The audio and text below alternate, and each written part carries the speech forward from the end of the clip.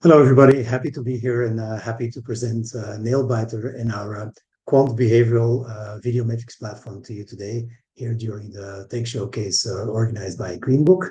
Let's jump right into it and let me present to you how our platform looks like at one hand, and then secondly, show you a couple of things, how we validated our approach, our methodology over the years, to give you a couple of proof points on how you can scale up behavioral research on a quant level.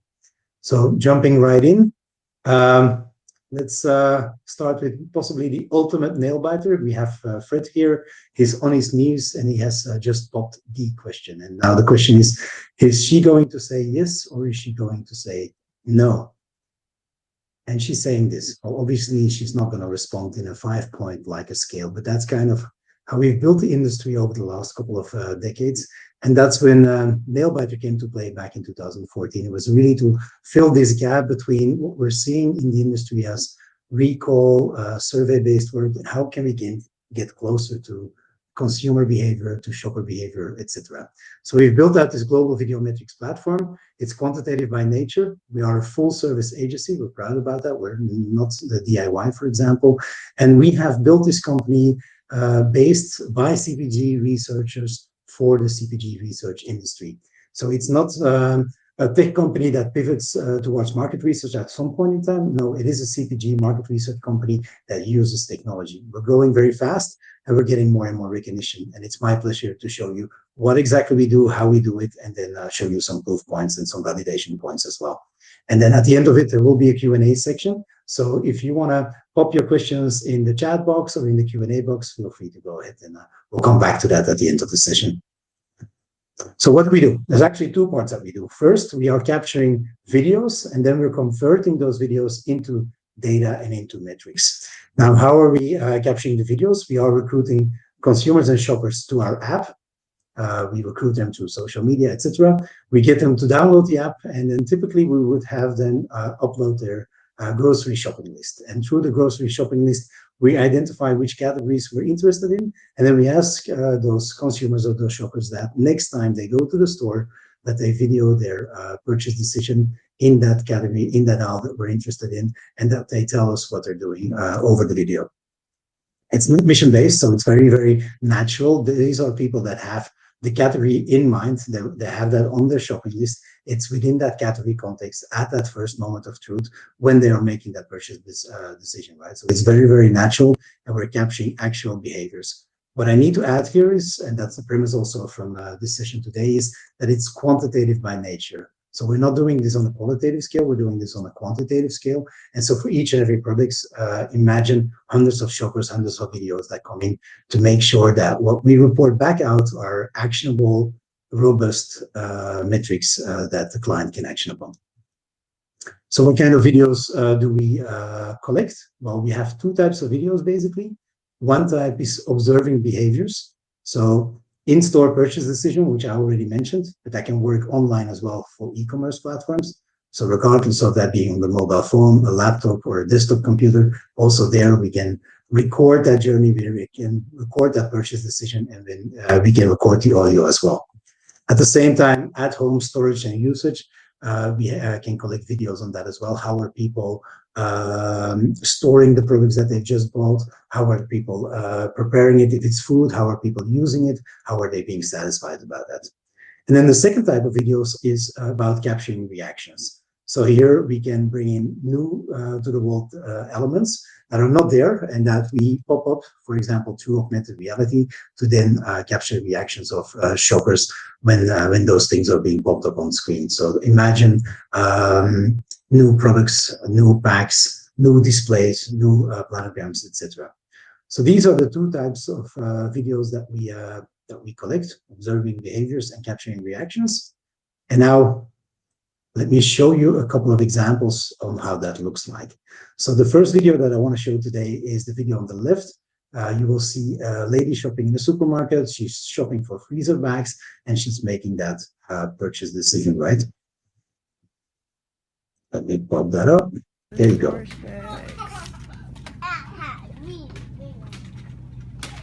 We have Ziploc, Up and Up brand, and Hefty. Um, I'm on a budget, so I'm going to get the cheaper one, which is the Up and Up 150 snack bags, 409. I'm putting it in my basket.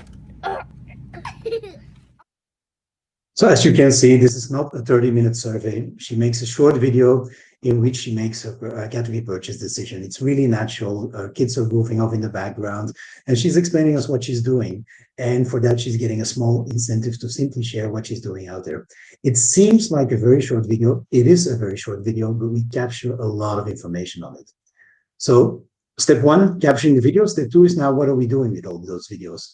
So we are doing the heavy lifting in the backend to code for all the things that we can observe in those videos, right? If you think about products, what are the brands that are visible? What are the facings looking like? Are your products on an eye level? What are the adjacencies, flavor, variety? All of that we can capture. We can also capture the blocking type in the aisle. We can capture the location of that aisle. We can capture how people are navigating the store, how people are navigating the e-commerce website. On the e-commerce website, how are they searching? Are they searching on a product level? Are they searching on a category level, and so forth? What kind of filters are they using? Are they using filters high to low, low to high?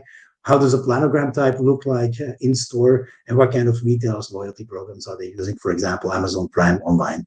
From a marketing perspective, what are the things that are visible in store in terms of advertising, in terms of displays, in terms of TPRs, different tags? Probably a very traditional limited set of things that can happen in store, which becomes much, much wider online, where each and every week we see new things popping up, recommendations, ads, reviews, tags, carousels, you name it, it's all possible online, and we code for that to make sure that we quantify what is visible in those videos. Then from an at-home perspective, how are people using the product? How are people preparing the product if it's food? And how are people being satisfied is something that we code for as well in those kind of videos. Now, we turn all of that data into metrics, and a couple of metrics that we're really known for are the following: notice rate, pick up and click, and carting rate. So notice rate is what are people noticing, which products are they noticing, which of your brands are they noticing, and then are they picking that up to get more information, maybe to check the nutritional values, and then essentially are they carting it, right? Are they putting that in their basket or in their online cart? And that notice to cart conversion is really, really powerful, and I'll come back to that in the validation segment of this presentation as well. Now, this was only the video part. Aside from the video part, we obviously also have the audio parts. So we code for all the audio as well. We don't force people to talk. We just ask them to show us what they're buying and to tell us why. And so it remains quite open-ended, but it gives us those rich diagnostics. And while we are doing this at quantitative scale with hundreds of videos, hundreds of shoppers, this also gives us that qualitative depth, right? In terms of, for example, identifying the reasons for purchase, the barriers to purchase, etc. So this is how we apply it. Very quickly, very short, the different application buckets in which we apply this platform and our methodology. We have a behavioral innovation suite. We do brand and product tracking. We have marketing effectiveness. We have a shopper journey work and the island planogram work. So from an innovation perspective, think about things being probably more pre-market, more related to consumer insights. Some of our other work is related to in-market situations with shopper insights, for example.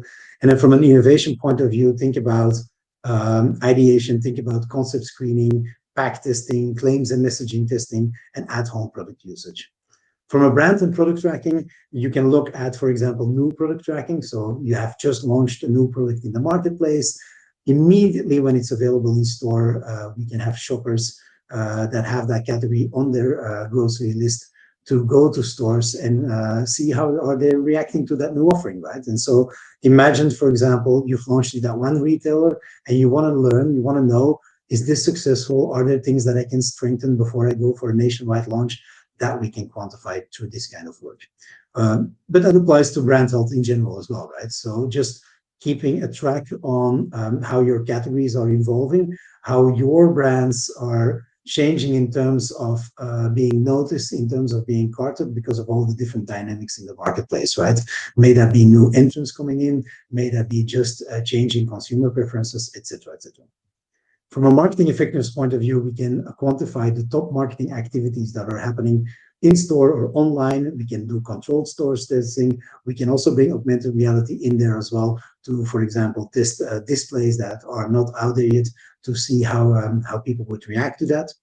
Shopper journey, very popular with our clients, path to purchase, quantifying that, visualizing that path to purchase, ending up with decision hierarchies, both for brick and mortar stores as well as online platforms, e-commerce, fulfillment, seasonality, and price value interaction are a couple of other topics that we bring alive with our methodology. Last but not least, planogram work.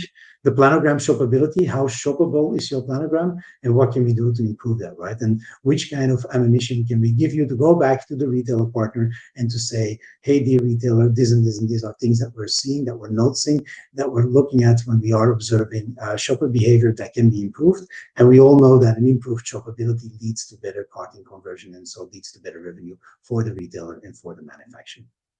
So that's a very quick introduction to the platform. I'm sure you have a lot of questions, so feel free to pop them up in the Q&A. Feel free to pop them up in the chat tab, wherever you want to ask the question, and we'll come back to that later on.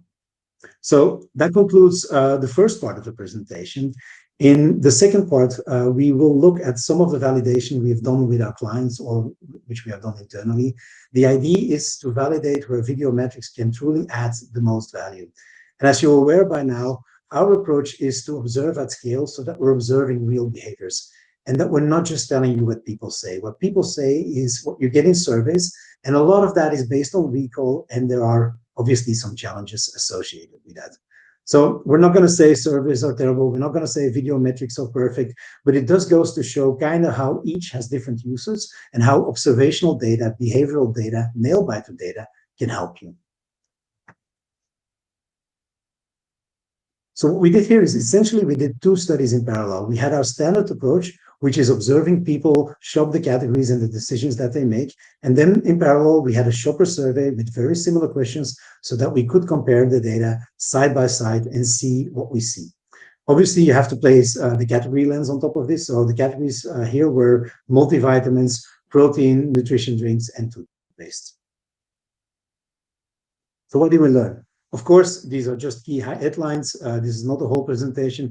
We learned that the point of purchase notice is a much more accurate predictor of brand consideration and of purchase than brand awareness. What we mean by that is that in a survey to assess something like notice, the most similar metric would be awareness.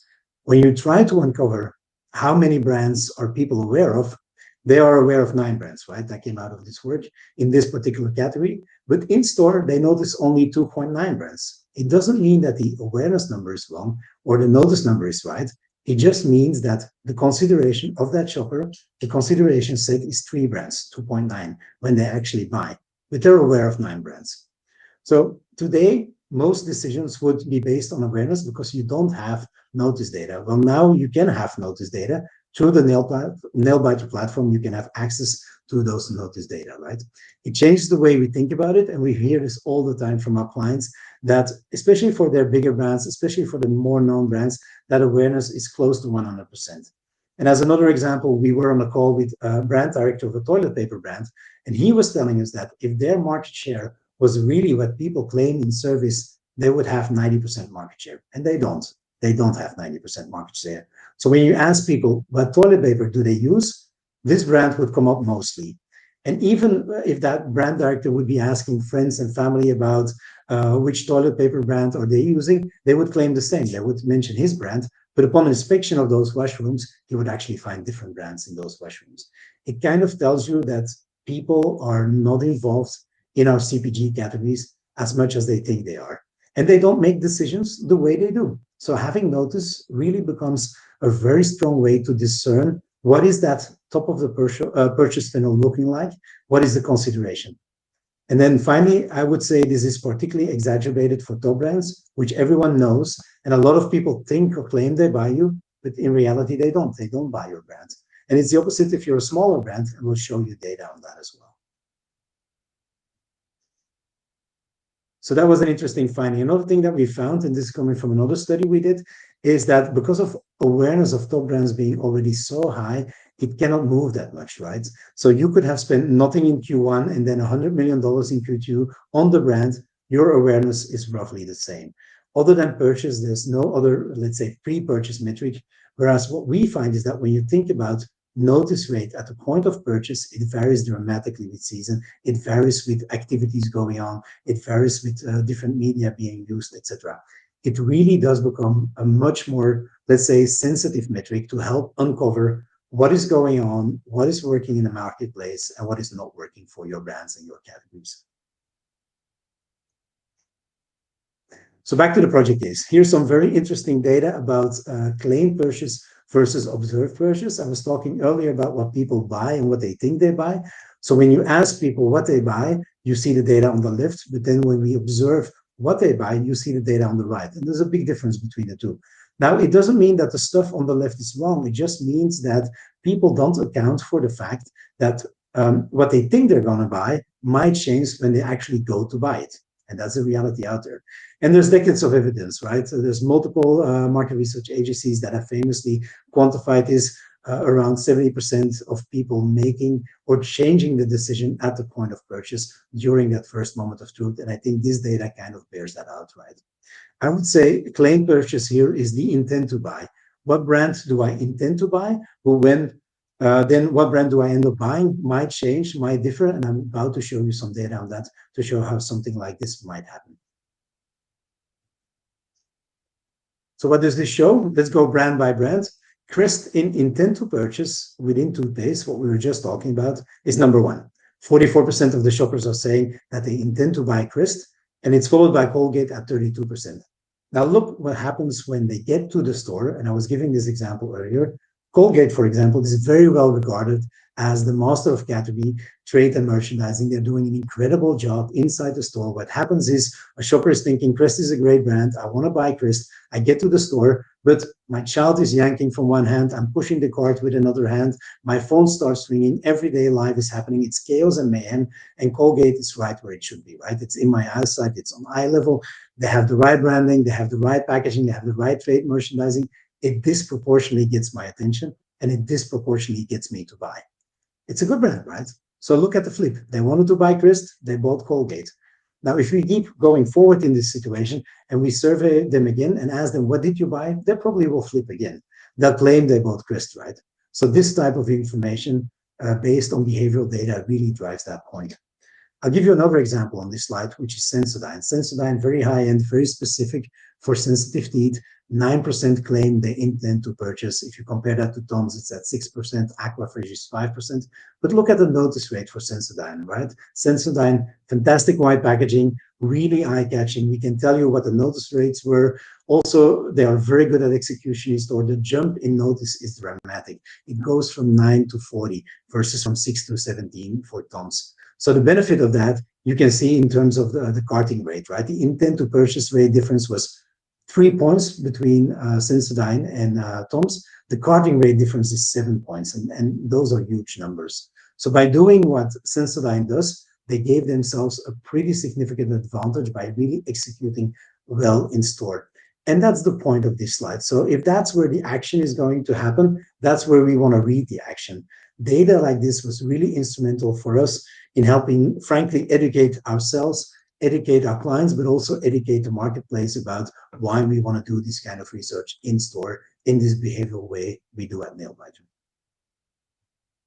So let me end with a final data point from another piece of work, zooming in on claims this time, where we saw that while 41% of online survey respondents claimed to have purchased whitening gum in the past year, we only had 14% of in-store shoppers call out whitening gum while shopping the category, and only 4% of in-store gum shoppers used whitening as a reason for purchase. It's another way to demonstrate how certain aspects of the marketing mix can be addressed in a more realistic way by using a behavioral approach at scale.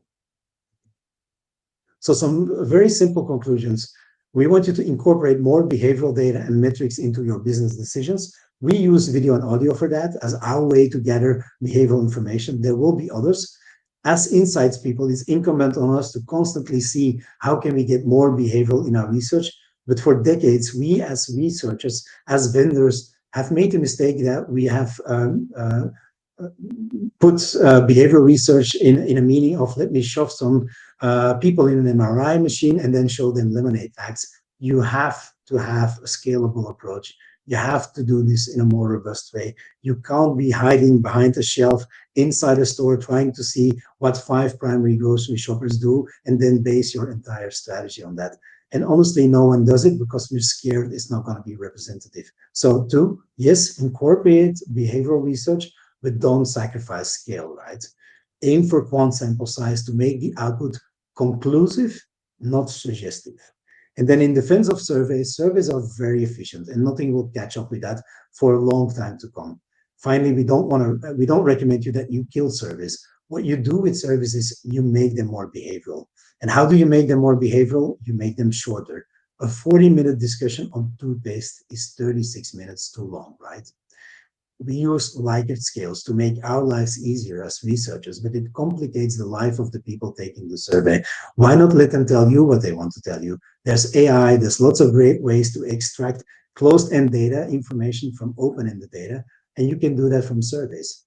So I hope you like this introduction to the NAILBITER platform. I hope you're impressed on how we've scaled up behavioral research to a quant level. I look forward to the Q&A after this. Do follow us on LinkedIn. Connect with me or anybody else on the NAILBITER team on LinkedIn. We're happy to connect. We're happy to discuss in greater detail how we can help you get closer to the consumer and shopper reality out there. Thanks for listening in. Thanks to Green Book for having us. And I look forward to the Q&A now.